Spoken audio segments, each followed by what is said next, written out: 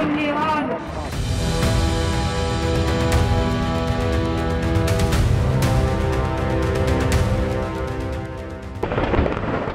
Israel Iran যুদ্ধে পুরো বিশ্ব যখন আতঙ্কিত সময় পার করছে, ঠিক তখনই মার্কিন প্রেসিডেন্ট ডোনাল্ড ট্রাম্পকে নোবেল শান্তি পুরস্কারের জন্য মনোনয়নের সুপারিশ করলেন পাকিস্তানের সেনাপ্রধান জেনারেল ওসিম মনির। হোয়াইট হাউসের মুখপাত্র আনা কেলি এ তথ্য নিশ্চিত করেন।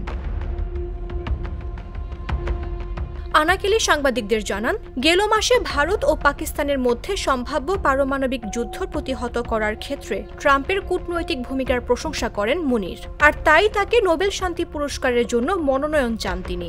এর পরপরই প্রেসিডেন্ট ট্রাম্প হোয়াইট হাউসে মুনিরকে স্বাগত জানান।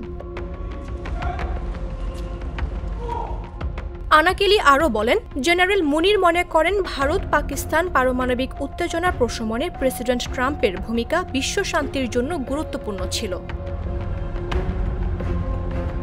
তবে ভারতের পক্ষ থেকে এ দাবিকে বারবার অস্বীকার করা হয়েছে।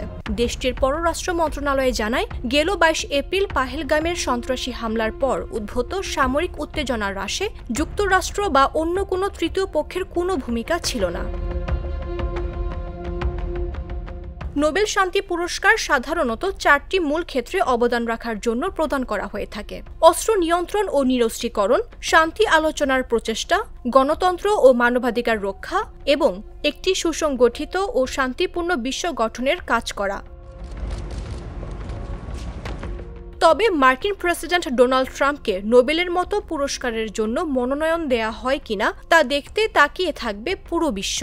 নিউজ ডেস্ক, জাগো নিউজ।